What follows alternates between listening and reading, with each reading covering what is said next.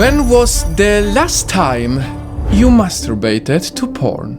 And if that question makes you uncomfortable, just spend 4 minutes with me. I promise you will learn something special. As an ex-porn addict, I had to ask this question. What does a lot of porn do to our brains? Meet Anna Fox, a porn star. Anna, what do you think about the porn industry?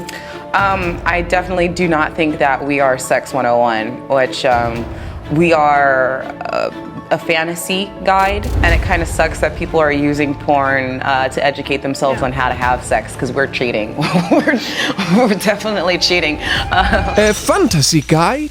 According to Anna Fox, porn is a heavily produced scripted fantasy, yet very often we look at it as a real-life goal. And that is where the unnerving brain side effects begin. All the moaning and orgasm noises that they overplay, naked bodies that look flawless because of perfect lighting and long preparation, and never-ending exciting scenes, which in fact usually take hours to produce and are cut down to minutes. All of this, when watched for a long time, damages the way we see our private sex life. And this is not just an observation of an ex-porn addict or a porn star, but it's also science. According to studies of cognitive neuroscientist Dr. Trish Lay, too much porn disrupts your brain's ability to solve problems. It hijacks areas in your brain responsible for judgment. Your brain is less focused because throughout the day it subconsciously leads you to watch some more porn, similar to how cigarettes lead people to think that they need to smoke to feel less stressed, which often as a result makes them even more stressed. On top of all of that, more studies showed that obviously too much porn makes you less sensitive for strong sexual scenes. So when a daily porn viewer has sex with their partner, they may never get the same high that extreme porn feeds them.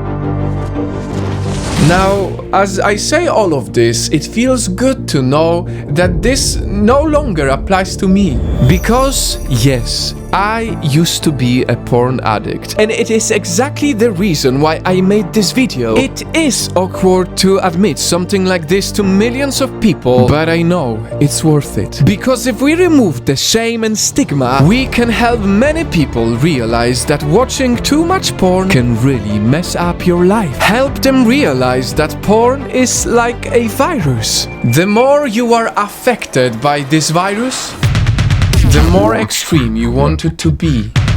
Oral, anal, roleplay, teenage gangbang, orgy, pain, gagging, incest, rape.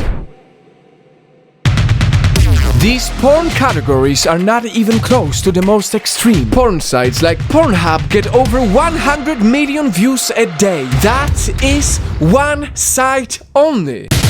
A site that mostly promotes that guys who never ejaculate or girls who don't scream basically don't exist, that women get aroused more when you hurt them, or maybe that not asking for consent is sexy. I once met with a guy who shared his concerns about his girlfriend never screaming and moaning like they do in porn. And he goes, "What am I doing wrong?" And then he says, "You know what? Maybe I should try to strangle her." This is something many people think because of porn. Nightfam. I absolutely love sex. It is a beautiful thing to celebrate. An amazing, passion-driven, otherworldly connector. A real intimacy for someone you care about. A way to connect with your loved one. And that is exactly why we should always protect this beautiful thing by understanding the brain side effects caused by porn. I am not naive, and I know that people will keep on watching porn forever. But as you do, I hope you remember that porn is only a fantasy, but the way it can damage your life or relationship is not a fantasy, it is very real.